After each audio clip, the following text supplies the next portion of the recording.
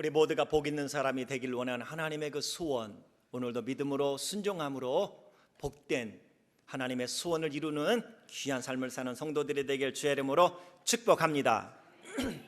오늘 본문은 예수님께서 공생의 메시아로서의 사역을 시작하면서 예수님이 하신 일을 기록하고 있습니다. 예수님께서 성령에 이끌려 광야로 나아가 그곳에서 40일 주야로 40일 동안 금식하며 기도를 하십니다. 40일 금식 기도를 딱 끝내던 날 사단이 예수님을 찾아옵니다. 마귀 같은 말이에요. 귀신은 마귀의 수하들을 귀신들이라고 말하지만 마귀는 대장이에요. 같은 말로 사단이라고 합니다. 이 마귀가 예수님을 찾아와 예수님을 조롱하며 유혹합니다. 3절, 네가 만일 하나님의 아들이거든 이 돌들을 명하여 떡덩이가 되게 하라. 뭐 그냥 돌들을 떡덩이가 되게 하면 되지 않겠습니까? 이게 무슨 시험입니까? 이거 시험이라고 생각이 듭니까? 예수님은 이 돌들로 떡덩이가 되게 하고도 남을 능력이 있으세요. 그런데 이것을 예수님께 한번 만들어 보라는데 이게 왜 시험일까요? 마귀가 정말 하고 싶은 거는 이런 이야기입니다. 예수, 너도 별 수 없는 사람이야 라고 말하고 싶은 것입니다. 배고프면 앞뒤 가리지 않고 허기부터 달래야 하는 너도 인간에 불과하다고, 하나님의 아들이라고 그 능력 있으면 돌들로 떡덩이가 되게 해봐. 하나님의 아들로서의 능력을, 인류를 구원하고 하나님의 거룩한 뜻 이 땅에 보내신 대속의 완성을 위하여 사용하는 것이 아니라 너 배고프니까 그 능력을 가지고 네 허기부터 달래보라는 것이죠. 무슨 말이냐면 하나님의 일이 아니라 그 능력을 가지고 너의 피로를, 인간의 원초적인 피로를 채워보라는 것입니다. 내가 만일 하나님의 아들이거든, 이 마귀는요 예수님이 하나님의 아들인 걸 알았습니다. 그런데 여기 왜 단서를 달았을까요? 내가 만일 하나님의 아들이거든, 조롱하는 거예요. 너 지금 배고프지? 네가 하나님의 아들이라도 별 수 없어. 인간의 원초적인 욕구를 거부할 수 있는 인간은 하나도 없다고. 이것을 이 시대의 사단이 우리를 유혹하는 방법으로 똑같이 사용하고 있는 겁니다. 이런 말이 될 수 있겠죠. 내 코가 석자인데 라는 말. 여러분 어떠세요? 내 코가 석자이다 보면 어느 분들이 그래요. 하나님이고 뭐고 나발이고 우선 내 문제를 해결하고 좀 봐야지요. 믿음이고 나발이고 봉사고 뭐고 좀 내가 좀 내 일이 좀 편안하게 해결된 다음에 그것도 하자고요. 이렇게 말하는 소리 들어보셨습니까? 사단이 유혹하는 겁니다. 넘어간 거예요. 어느 분들 이런 얘기 우리 듣죠. 금강산도 식후경이다. 맞아. 아무리 아름다운 것도요 먹고 봐야 되는 거예요. 그래야 아름답게 보이는 거예요. 대속의 사역, 메시아로서의 사역, 그것도 중요하지만 네가 지금 배고파 죽겠는데 예수님이 40일 동안 먹지도 않고 마시지도 않고 금식을 했으니 그게 얼마나 허기졌겠어요. 기력이 다 빠졌을 거예요. 제일 예수님께 필요한 거는 떡을 먹는 거예요. 음식을 먹는 거예요. 금강산도 식후경이라고 말을 하는 게 뭐예요? 우선 먹어야 사람이 보이는 거예요. 배고플 때 사람이 잘 안 보이는데 허겁지겁 밥을 먹고 나면 우리 그런 말 합니다. 아유, 지금 얼굴이 보이네. 나의 삶 속에 힘듦이 있고 어려움이 있고 고난이 오면은요 사명도 안 보이고요, 믿음도 안 보이고요, 내 직분도 안 보이고요, 믿음도 안 보이고요, 하나님의 말씀도 안 보여요. 지금 내가 죽겠는데 무슨 하나님이고 나발이고 이렇게 말하는 분들 계세요. 사단이 유혹하는 거예요. 식후경도 금강산도 식후경인데 예수여, 너도 인간이잖아. 그 능력 우선 너 배고픈 것 그것을 위해서 사용해봐. 하나님의 영광이고 나발이고 그거는 다음 일, 우선 네거 배고픈 것부터 채워보고 하라는 이야기를 지금 하고 있는 것입니다. 우선 먹고 살고 봐야 하지 않겠느냐는 거죠. 정직은 다음에 생각하고요, 양심은 다음에 생각하고요. 그래도 늦지 않는다는 것입니다. 모든 사람들이 하는 일이고 모든 사람들이 가는 길인데 괜찮다는 것입니다. 돈이 있어야 신앙생활을 잘할 수 있고요, 건강이 있어야 신앙생활도 봉사도 잘할 수 있고요, 시간이 있어야 헌신도 할 수 있는 것 아니냐고. 우선 너부터 챙겨, 이런 말이에요. 지금 자꾸 내일로 미루게 만듭니다. 그래서 결국 성도들로 하여금 시간이 생기고 재물이 생기고 건강이 회복되었을 때 저들은 믿음이 없어졌어요. 그래서 결국은 하나님의 말씀 앞에 순종하지 못하게 만드는 것, 이게 사단이 유혹하는 방법이고요, 지금 예수님께 그렇게 유혹하고 있는 거예요. 이러한 유혹들은 점점 하나님께로부터 멀어지게 만듭니다. 더 많은 재물, 더 많은 시간, 더 많은 건강을 추구하게 만들어요. 그래서 마음속에 언제나 부족함을 느끼게 만들어요. 모든 사명, 책임도 다 내일로 미루게 만듭니다. 마음에 하나님을 모실 만한 공간이 점점 없어져요. 하나님의 은혜로부터 멀어지고요, 사명으로부터 멀어져요.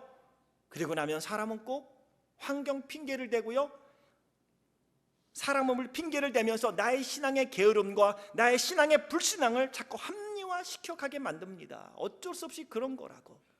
이게 지금 사단이 예수님을 시험하는 방법이고요, 그 시험하는 똑같은 방법으로 그 사단은 지금 우리를 시험하고 있다는 것입니다. 예수님에게 그렇게 말하는 겁니다. 지금 배고파 죽겠지? 우선 그거부터 해결하고 그 다음에 네 사명을 감당해도 늦지 않잖아. 네가 만약에 하나님의 아들이라면, 조롱하는 거예요. 하나님의 아들이 그것도 못해? 한번 해봐. 한번 해보라는 거예요. 아이, 목사는 뭐 인간 아니여? 라는 얘기 정도 가끔 듣습니다. 목사님도 사람인데요 라고 얘기를 들어요. 그런데 제가 만약에 그렇게 결정을 하고 나면 뭐라고 말씀합니까? 아유, 목사님이 어떻게 그래. 위로하는 것 같지만 결국은 그렇게 말 안 해요. 속지 마세요. 아이, 집사님도 사람인데 믿음이 아무리 좋아도 우선 이거부터 하세요. 그리고 나서 그렇게 결정하고 나면 뭐라고 얘기해요?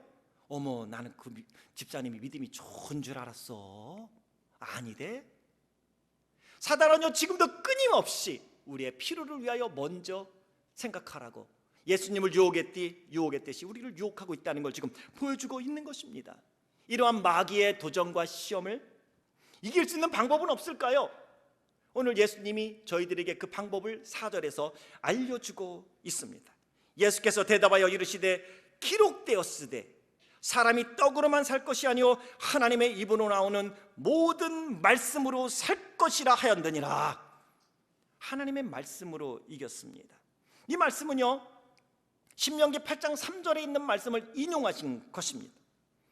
이 말씀은 아무리 급해도 하나님의 말씀, 하나님이신 사명보다 내 필요를 채우는 것이 앞서면 안 된다는 걸 이야기하고 있는 것입니다. 예수님은 하나님의 아들로서 돌들을 떡이 되게 할 수 있는 능력이 있습니다. 오병이어의 기적을 통하여 오병이어의 기적을 통하여 우리에게 보여주셨고, 질병이어의 기적을 통하여 예수님은 기적을 행하실 수 있고 많은 사람을 먹일 수 있다는 것을 보여주셨습니다. 그럼에도 불구하고 예수님께서는 돌들을 명하여 떡이 되지 않게 했습니다. 사람에게 있어서 굶주림을 해결하는 것보다 더 중요한 게 있으니 굶주림을 해결하게 해주시는 원천이신 복의 근원이며 생명의 주인이신 하나님의 말씀, 하나님보다 앞설 수는 없다는 것입니다. 그 모든 것을 주시는 분이 하나님이시기에 하나님의 말씀으로 이겨야 된다고 말씀하십니다. 아무리 다급해도 하나님을 시험하는 마귀에게 넘어가지 않으셨습니다. 말씀으로 이기신 것입니다. 육신의 정욕을 위해 하나님으로부터 온 그 능력을 사용하지 않겠다는 것입니다. 그렇다면 지금부터 이제 우리에게 주시는 교훈을 찾아봐야 하지 않겠습니까? 어떻게 하면 첫 번째로 예수님처럼 마귀의 시험을 물리치고 승리하는 믿음의 삶을 살 수 있을까? 두 가지를 예수님이 보여주셨습니다. 첫 번째입니다. 따로합니다. 성령님의 이끄심에 순종해야 합니다. 1절을 보면 그때에 사역을 시작하실 쯤에 예수께서 성령에 이끌려 마귀에게 시험을 받으러 광야로 가셔서 40일을 밤낮으로 금식하셨다. 아니, 예수님이 성령에 이끌려 광야에 가서 40일을 금식하실 이유가 있습니까? 본인이 그냥 가셔도 돼요. 이건 수동적인 의미는 아닙니다. 성령께서 이끄셔서 어쩔 수 없이 따라갔다는 의미가 아니에요. 예수님은 당연히 기도하며 말씀으로 나아가야 하겠지만 하나님의 여기신 성령님께서 이끄실 때에 맡기고 광야로 갔다는 것입니다. 지금도 우리가 마귀의 유혹을 이기고 시험을 이길 수 있는 힘은요, 성령님이 감동하시고 깨닫게 하시고 말씀하실 때 순종하는 거예요. 근데 우리가 그거 알아요. 불순종하면 마음이 불안해요. 마음에 기쁨이 없어요. 정말 여러분이 예수 그리스도를 영접했다면 성경에 말씀하는 것처럼 하나님의 성령이 아니고는 그 누구도 예수 그리스도를 주라 시인할 수 없다고, 정말 그 예수 그리스도를 나의 구세주로 영접했다면 성령님은 저나 여러분 우리 안에 있습니다. 그리고 그분은요, 지금 말씀하고 계세요. 남들은 몰라도 자기는 알아요. 이걸 우리는 신앙의 양심이다. 그래서 성령님의 말씀 압니다. 모르는 거 아니에요. 마음에 기쁨이 없는 분 아세요. 왜 마음에 기쁨이 없는지 알아요. 마음에 즐거움이 없는 분 왜 마음에 즐거움이 없는지 알아요. 수시로 하나님은 내 앞에 나와 기도하라고 말씀하셔요. 네가 손을 내밀이라고 말씀하셔요. 근데 불순종하면요, 마음에 불편함이 있어요. 암에도 불구하고 계속 거부하면 사단한테 결국 계속 지는 거예요. 성령이 이끌어 주실 때에 순종하면 기쁨이 있고 역사와 기적이 일어납니다. 우리 성도님들 중에 그런 분 있으세요? 새벽에 기도하는데 하나님이, 성령님이 마음에 네 형제에게 가서 손을 내밀라라는 강한 이끄심을 체험하고 가서 찾아갔어요. 손을 내밀었어요. 근데 생각지 않게 그 가운데 화해가 일어났다. 성령께서 감동하셔서 강단 앞으로 나아가거라 라는 강한 이끄심이 있을 때 순종하여 나아가 기도하게 되는 거고요. 그때 하나님이 만져주심을 체험한 분도 있고요. 하나님이 두 손을 들고 찬양하라, 일어나 춤추며 찬양하라 라는 강한 이끄심이 있을 때 그냥 순종하는 겁니다. 그러니까 순종하면 주의 역사가 일어납니다. 베드로에게 성령님이 너 이방인 고넬료에게 가라 할 때에 그는 이끄심에 순종했습니다. 유대인의 사도로 그는 사역을 한 사람이 이방인에게 가서 복음을 전한다는 거, 이것이 그에겐 큰 부담이었지만 베드로는 순종했습니다. 그때에 고넬료의 온 집이 예수 그리스도를 믿고 구원을 받았습니다. 성령께서 빌립에게 가사로 내려가는 광야길로 가라, 광야에 누가 있을 줄 알고요. 하지만 성령의 이끄심 속에 자기 생각을 의지하지 아니하고 순종해 갔더니 이디오피아의 여왕 간다게의 모든 국고를 맡은 네시가 이사야서를 붙잡고 씨름하고 있는 모습을 보고 그를 만나게 하셨습니다. 그리고 빌립이 그에게 이사야에서 설명하신 그분이 바로 죽었다가 다시 부활하시고 승천하신 예수 그리스도라는 사실을 알려주실 때에 그가 자기 말에서 내려와 그곳에서 세례를 받는 역사가 일어나게 되는 걸 보게 됩니다. 성령께서 이끌어 주실 때 순종할 때마다 그곳에는 구원이 있었고 생명이 있었고 능력과 기쁨과 감사와 하나님의 영광이 나타났습니다. 그런데 기억해야 될 게 있어요. 절대 성령님은 욕하라고 감동 주지 않아요. 미워하라고 감동 주지 않아요. 비방하라고 이끄시지 않아요. 질투하라고 말씀하지 않으세요. 분명히 아셔야 돼요. 성령님이 나에게 그렇게 하라고 해서 난 했다고, 그렇지 않습니다. 오늘 예수님이 성령께서 이끄실 때에 순종하며 나아갈 때에 그분은 마귀를 이기셨습니다. 두 번째, 마귀의 시험을 물리치고 승리할 수 있는 방법을 예수님이 보여주셨습니다. 따라합니다. 하나님의 말씀으로 마음을 가득 채워야 합니다. 하나님의 말씀으로 마음을 가득 채운 것, 예수님이 4절에 보면 그렇게 말씀하세요. 기록되었으되, 구약의 말씀이에요. 예수님이 굳이 구약의 말씀을 인용하실 이유가 무엇일까요? 하나님이시며 하나님의 아들이신 예수님이 구약의 말씀을 왜 인용하세요? 신명기 8장 3절에 있는 말씀, 기록되었으되, 이 말씀은요, 예수님은 당시에 하나님의 말씀, 구약의 두루마리를 다 공부하셨고 아셨다는 거예요. 가만히 있어도 다 안다는 게 아니라 예수님이 인위적으로 아셨다는 것입니다. 기록되었으되, 기록된 말씀에 의하면이라는 거예요. 하나님의 말씀이 예수님의 마음에 있었기에 그 말씀으로 사단을 물리쳤다는 것입니다. 그냥 성령님이 이끌었다고 말해라 이거 아니야.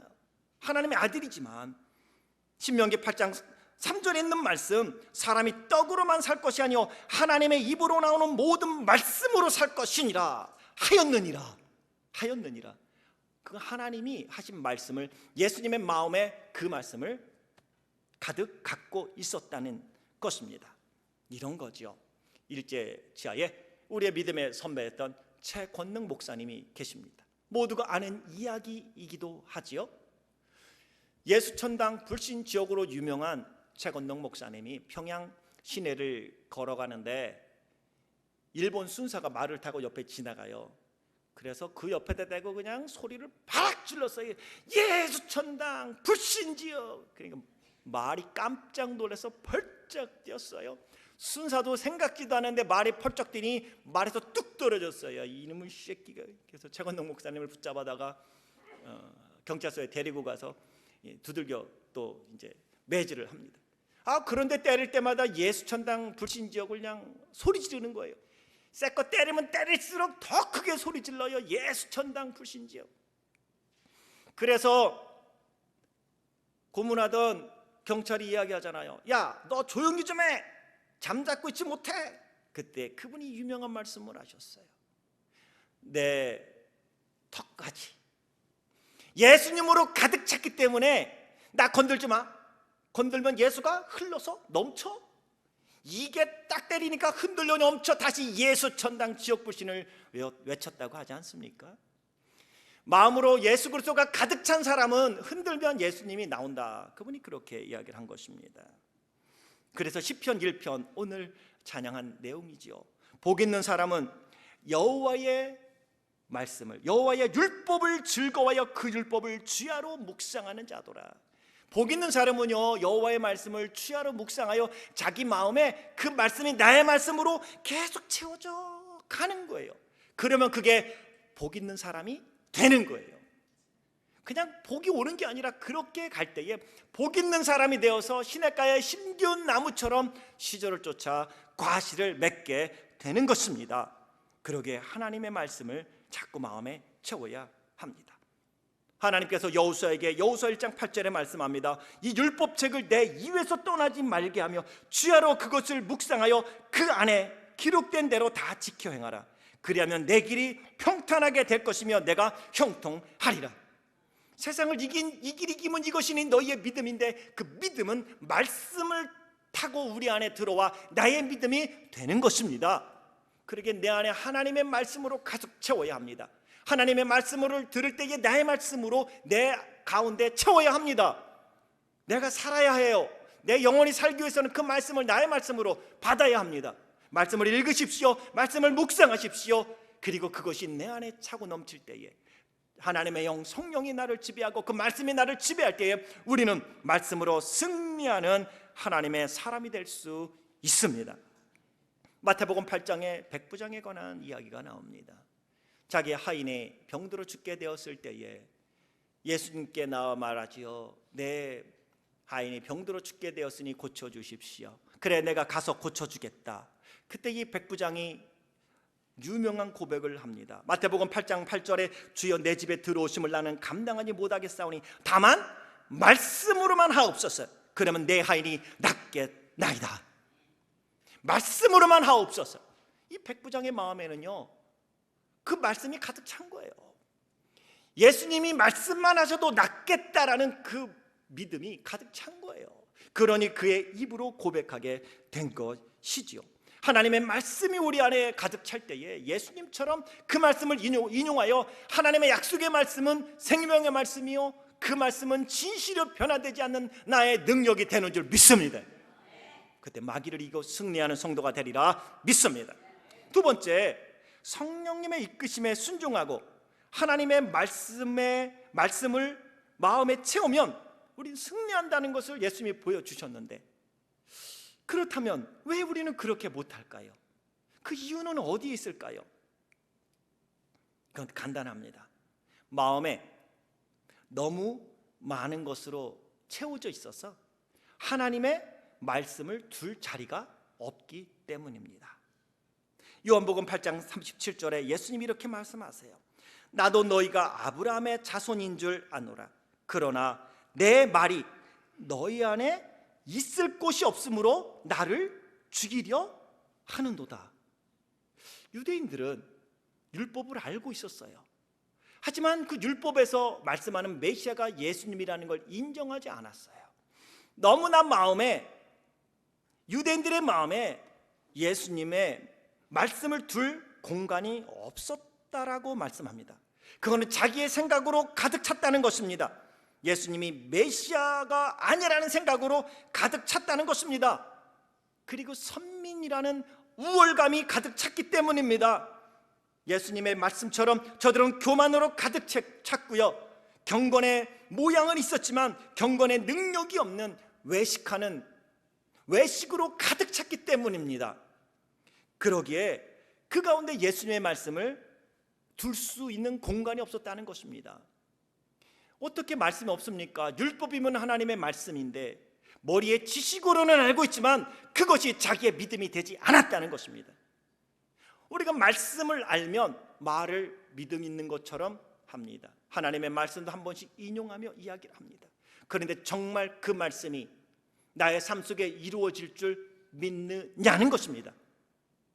분명히 네 말이 내 귀에 들린 대로 내가 시행하리라, 이 말씀을 믿는다면 우리는 입조심할걸요. 내가 말한 대로 그것이 되돌아와 부메랑이 되어 나에게 비수가 될 거로 믿는다면, 축복이 될 거라고 믿는다면 우리는 말을 조심할걸요. 그런데 안 믿기 때문에 하는 거예요. 유대인들이 동일한 거예요. 율법은 많이 알고 있습니다. 많이 외우고 있습니다. 그런데 그것이 자신의 말씀이 되지 못했다는 것이죠. 그래서 그들 마음에는 예수님의 말씀을 둘 곳이 없어요. 너무나 염려와 걱정과 세상의 재리가 있으면 하나님의 말씀이 나의 것이 안 돼요. 들어오지가 않아요. 한 귀로 들었다가 그것이 그냥 흘러 넘어가요. 우리 안에 예수님의 말씀을, 하나님의 말씀을 담을 수 있는 우리가 공간을 자꾸 그래서 만들어 가야 하는 것입니다. 하나님의 말씀 앞에 심플하게 아멘하고 순종하고 그렇게 될 줄 믿습니다. 네 원수를 네가 갚지 말고 그에게 선을 베풀어라. 그러면 그 머리에다가 화로를 뒤집어 씌운 것과 똑같다. 근데 이게 얼마나 어려운지 알 수가 없어요. 그러면 하나님이 일을 하세요. 근데 그것을 믿지만 확실하게 믿지 못하고 어렴풋이 믿기 때문에 기다리지 못하는 것입니다. 네가 기도한 건 받은 줄로 믿으라. 기도를 해놨는데 삶에 변화가 없으면 사람은 답답해요. 하나님이 합력하여 선을 이루실 걸 믿는데 내 눈으로 보기에는 아니에요. 그러면 사람은요 힘들어해요. 그러다 보면 에라 모르겠다, 에라 모르겠다. 그때에 에라 모르겠다라는 이야기를 듣고 박수치는 무리가 있으니 그 옆에서 우리가 넘어지기를 원하고, 우리가 시험 들기를 원하고, 우리가 사명의 자리를 박차고 떠나기를 원하는 사단입니다. 그의 수하들 마귀들은 박수칠 겁니다. 우리가 이겼다고. 우리가 그러게 하나님의 말씀을 채울 수 있는 마음의 공간을 만들어야 합니다. 아모스 선지자를 통하여 하나님이 8장 11절에 말씀합니다. 주 여호와의 말씀이니라. 보라, 날이 이를지라. 내가 기근을 땅에 보내리니 양식이 없어 주림이 아니요 물이 없어 가람이 아니요 여호와의 말씀을 듣지 못한 가람이라. 이 말씀도 이상해요. 당시에 많은 선지자들이 있었어요. 그리고 하나님의 말씀을 선포해주는 선지자들이 있었어요. 선지자들이 없어서 저들이 말씀이 없어 기갈 상태에 빠진 게 아니에요. 스스로 자기들이 신앙생활 잘한다고 생각했고, 선지자들이 죄악을 책망하면 자기를 친다고 생각을 했어요. 왜 우리를 까냐고 생각을 했어요. 우리는 제대로 신앙생활하고 있는데. 그래서 저들은요 말씀에 기갈 상태에 빠졌는데, 이 예언의 말씀이 바로 이 유대인들의 모습이에요. 우리가 수천 년 동안 우리는 율법의 말씀을 지켜왔는데 예수라는 이가 갑자기 나타나더니 뒤집네요. 아니라고, 잘못했다고. 율법을 말씀하신 하나님의 마음에서 니네가 멀어졌대요. 우리가 수천 년 동안 이렇게 지켜왔는데, 우리 아버지도 우리 할아버지도 그렇게 신앙생활 해온 거 우리가 본받고 왔는데 왜 잘못됐다고 이야기하냐는 것이죠. 그래서 예수님을 메시아로 믿지 않은 겁니다. 자신이 믿는 율법이 너무 강했어요. 자기의 자아가 너무 강했어요. 그래서 하나님의 말씀이 없는 거예요. 하나님의 말씀이 선포되지 않아서가 아니라 그 하나님의 말씀이 자기의 말씀으로 되지 못하는 건데, 그 이유는 마음에 그 말씀을 둘 자리가 없기 때문이라. 예전 한국에 한 89년부터 한 10년 가까이 했던 것 같아요. 우정의 무대라는 게 있었어요. 프로그램인데, 우정의 무대. 그거 볼 때마다 감동이 있었어요. 저는 그거 한참 프로그램이 한창이었을 때, 군대 막 시작할 때 군 생활을 막 하고 있었는데, 그때 그 우정의 무대 그 뽀빠 이상용 씨가 진행을 합니다. 군부대를 찾아가서 공연을 하는 프로그램입니다. 그 우정의 무대의 하이라이트는 맨 마지막이에요. 해당 부대에서 군 생활을 하고 있는 한 병사의 어머니가 찾아와요. 그리고 나서는 이렇게 그 어머니가 가져온 물건을 보여주든지, 아니면 뒤에서 그 이상용 씨가 물어봐요. 어머니 안녕하세요. 그러면 안녕하세요 이러면, 여기 아들이 여기 왜 오셨어요? 네, 아들이 있어서 왔어요. 여기까지만 듣겠습니다. 이 물건, 자신의 어머니 거라고 생각하는 병사들 앞으로 나오세요. 뒤에서 말씀하는 음성이 우리 어머니 같다 생각하는 분 나오세요. 그러면 군인들이 막 뛰어나와요. 그리고 이 물건이 왜 내 거라고 생각합니까? 왜 어머니 거라고 생각합니까? 막 얘기해요. 어떤 사람은 와갖고, 네, 저희 어머니의 목소리는 아닌데 어머니가 그리워 나왔습니다. 이런 사람도 있었어요. 그럼 마지막 다 이야기를 듣고 한 줄로 쓰세요. 뒤에 어머니가 와 계십니다. 그러고 나서는 부릅니다. 어머니! 음악이 딱 깔리죠? 음악, 그리운 어머니라는 음악이 쫙 깔려요. 어머니, 내 어머니, 사랑하는 내 어머니 쫙 깔리면, 벌써 이제 카메라가 쫙 돌면 군인들은 벌써 그때부터 눈에 눈물이 쫙 고이고요. 문이 쫙 열리면 음악과 함께 어머니가 쫙 나오면, 그 이제 아들이 가서 어머니를 탁 껴안으면 막 이제 웁니다. 어머니도 울고 자식도 울고. 근데 진짜 하고 싶은 얘기는 이거예요. 음악이 쫙 깔리고 엄마하고 아들하고 부둥켜 안고 있을 때 사회자가 이런 멘트를 날립니다. 모든 아들들의 마음에는 어머니만이 채울 수 있는 어머니만의 공간이 있답니다. 이 어머니는 모든 장병들의 어머니십니다. 많이 울었어요? 사랑하는 성도 여러분, 우리의 마음에는 하나님의 말씀으로만 채워져야 하고 하나님으로만 채워져야 할 공간이 있습니다.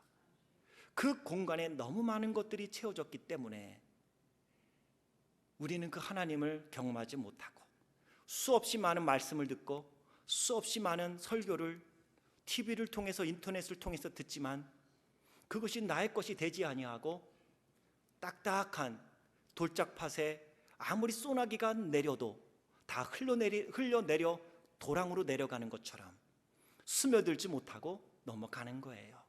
묵은 땅이 되면요, 아무리 폭포수와 같은 하나님의 능력의 말씀이 내게 들려도 나의 것이 되지 않습니다. 성령의 아무리 강한 능력의 바람이 불어도 그것이 그곳에 나를 맡기지 않으면 아무런 역사가 일어나지 않습니다. 저나 여러분, 우리 안에는 그 사회자의 멘트처럼 모든 아들들의 마음에는 어머니만이 채울 수 있는 어머니의 공간이 있듯이, 그런 거 맞는 것 같아요. 모든 자녀들의 마음에는 아버지만이 채울 수 있는 아버지의 공간이 있듯이, 모든 예수 그리스도로 말미암아 하나님의 자녀가 된 성도들의 마음에는 하나님만이 채울 수 있는 하나님만의 공간이 있습니다. 내 모든 것을 그분께 드릴 수 있는 공간을 만들어갈 수 있길 주의 이름으로 축원합니다. 마지막 세 번째, 그렇다면 어떻게 하면 필요 없는 것들을 마음에서 지우고 공간을 만들 수 있느냐는 거예요. 성령의 이끌림에 따라가고 말씀으로 채워야 된다는 것 아는데 그것이 잘 안 되는 건 내 안에 너무 많은 것들이 있어서 그래요. 이 모든 것들을 어떻게 하면 좀 지우고 하나님을 위한 공간을 만들 수 있을까요? 따로 합니다. 하나님께 전적으로 맡겨야 합니다. 예수님은 성령께서 이끄실 때에 전적으로 의탁했어요. 그리고 사역을 시작하셨고 십자가에서 마지막 대속을 완성하실 때까지 그는 아버지를 전적으로 의탁하셨습니다. 아버지께서 일하시니 나도 일한다고. 엘렐리 라마 사박다니 나의 하나님 어찌하여 나를 버리시나이까. 그 고통스러운 순간에도 예수님은 하나님을 의탁하고 마지막 아버지여 내 영혼을 의탁하나이다. 예수님은 성령께 자기를 다 의탁했어요. 예수님은 그것을 친히 삶을 통하여 보여주셨을 뿐만 아니라 마태복음 11장 28절에 말씀합니다. 수고하고 무거운 짐진 자들아 다 내게로 오라. 내가 너희를 쉬게 하리라. 자녀의 문제, 가정의 문제, 건강의 문제, 부부간의 재정의 문제, 삶의 공고함, 인생 내일의 진로 다 하나님께 수고하고 무거운 짐을 내려놓을 때에 하나님이 능력 주시고 지혜 주시고 권능 주시고 건강 회복시켜 주셔서 귀한 인권의 축복과 물권의 축복과 영권의 축복을 부으셔서 능히 당당하게 하나님의 사람으로 살아가게 해주시리라 믿습니다. 자기를 의지했다 실패했던 베드로가 베드로전서 5장 7절에 이렇게 권면합니다. 너희 염려를 다 주께 맡기라. 이는 그가 너희를 돌보심이라. 하나님의 약속의 말씀이 머물 공간이 없으면 말씀을 들어도 나의 것이 되지 않습니다. 자신의 생각과 고집으로 가득 차 있으면 하나님의 말씀을 들어도 자신의 말씀으로 들리지 않습니다. 하나님의 말씀을 담을 공간이 없으면 아무리 폭포수 같은 하나님의 은혜와 축복이 나에게 임한다 할지라도 나의 것이 되지 아니하고 나에게는 변화가 일어나지 않습니다. 묵은 땅처럼 비가 내려도 스며들지 못합니다. 게을러 흘러갑니다. 그리고 되면 판단과 비판과 능력만 발달하게 되어 있습니다. 그리고 우리 안에 있는 걸 지워야 합니다. 한 사람 한 사람 전화기가 있을 거예요. 전화기 말 나온 김에 예배 시간에는 전화기를 바이브레스로 해놓든지 꺼놓으시면 좋습니다. 이 전화기를 보면 원래 전화기가 메모리가 스마트폰 나온 다음부터 옛날 폰은 뭐 메모리도 없어요. 뭐 그냥 조금밖에 없지만 요즘은 스마트폰이 생기면서 처음에는 메모리 칩이 4기가, 8GB, 그러다 16GB, 32GB, 그러다가 64GB, 지금 128GB, 좀 있으면 더 크게 나올지도 몰라요. 근데 그 용량이 얼마냐면요, 어마어마해요. 1GB이라고 하면요, 예전에 우리가 플라피 디스켓이라는 게 있어요. 플라피 이렇게 생긴 그게 1.44메가바이트예요. 1000메가바이트이 1GB이에요. 상상을 초월합니다. 이거 한 800개 이상을 집어넣은 게 1GB이니 여러분이 갖고 있는 게 요즘 기본이 8GB로 나온다면요, 요만한 플라피 디스켓 이만큼을 전화기 안에 갖고 다니는 거예요. 그게 왜 점점 메모리가 커지냐면 사람들이 사진을 찍기 때문이에요. 그러다가 요즘 더 많이 메모리가 커지는 이유는 동영상을 찍기 때문이에요. 그럼 그 메모리가 꽉 차요. 그럼 어떻게 해야 돼요? 메모리가 꽉 차면 더 이상 아무것도 안 들어가요. 꽉 차면요, 정말 좋은 사진, 내가 간직하고 싶은 장면 더 이상 입력이 안 돼요. 그때는 필요 없는 건 지우는 거예요. 지우면 그 메모리 공간만큼 내가 정말 소중한 걸 채울 수 있는 거예요. 혹시나 스마트폰을 갖고 있는 분은 오늘 스마트폰을 볼 때마다 기도하세요. 하나님, 내 마음에 하나님만을 위한 공간을 만들어 주십시오. 그리고 하나님께 맡기세요. 맡길 때마다 공간이 생기는 거예요. 나의 죄악도 맡기면 예수님이 죄악을 하나님이 도말하고 기억지 않으신대요. 그러면 죄로 말미암아 고민했던 만큼의 공간이 하나님의 은혜로 채워지는 겁니다. 내 염려와 걱정과 근심으로 그걸 다 맡기고 나면 그 공간이 비워지고 그 가운데 하나님의 위로와 약속이 채워지는 겁니다. 그래야 그 전화기에 정말 필요한 것들을 계속해서 채워갈 수 있습니다. 어느 분은 그래요. 목사님, 전화기 바꾸면 되죠? 맞아, 전화기는 바꿀 수 있어서 바꾸면 돼요. 근데 여러분, 죽었다가 다시 살아날 수 있습니까? 예. 전화기는 바꿀 수 있어도 사람은 바꿀 수가 없어요. 한번 태어난 인생 시작했으면 죽을 때까지 그냥 이 모습으로 가는 거예요. 내가 우리 어른들 이렇게 옛날 젊었을 때 사진을 보면요, 야, 기가 막히대요. 정말 미인이에요. 정말 아름다워요. 그 사진을 보면서 내가 가끔 그래. 저기 사진에 있는 여인이 누구시지요? 이렇게 부르면, 누군 누구예요? 저지요. 그런데요, 그 옛날 20대, 10대 때 찍은 사진을 보면 그렇게 예뻐요. 근데 70이 돼서 지금을 보니까 아주 우아해요. 한번 살면요, 그렇게 일평생번 가는 거예요. 그냥 가는 건데, 우리 바꿀 수 있는 게 아닌데, 계속해서 새로운 메모리로, 계속해서 새로운 하나님의 은혜로, 계속해서 하나님의 새로운 능력으로 채워가야 하지 않겠습니까? 예수님이 승리하신 것처럼 닥쳐올 일들에 대하여 믿음으로 반응할 수 있는 유일한 방법은요, 성령님의 인도하심에 순종하며 가는 거고요, 말씀으로 채워가는 것입니다. 사단은 우는 사자처럼 지금도 먹이를 찾아다닙니다. 우리의 마음을 마귀가 점령하지 못하도록, 세상의 생각이 우리의 마음을 통치하지 못하도록, 육신의 정욕이 우리 안에서 우리 인생의 주인 노릇하지 못하도록 성령의 인도하심에 나를 맡기고 순종하고 하나님의 말씀으로 채울 수 있는 공간을 끊임없이 만들고, 그 주님이 주시는 약속의 말씀 붙잡고, 나는 할 수 없지만 나와 함께 하시는 하나님, 그분이 도와주신다면 내가 능히 할 수 있으리라 믿습니다. 따로합니다. 내게 능력 주시는 자 안에서 내가 모든 것을 할 수 있느니라. 하나님의 말씀을 채울 수 있는 마음, 그 마음의 공간을 계속 만들어가고 그 말씀이 채워져 약속 말씀 붙잡고 살아가는 가운데 승리하는 우리 귀한 제1의 성도들 되길 주의 이름으로 축원합니다. 기도하겠습니다. 하나님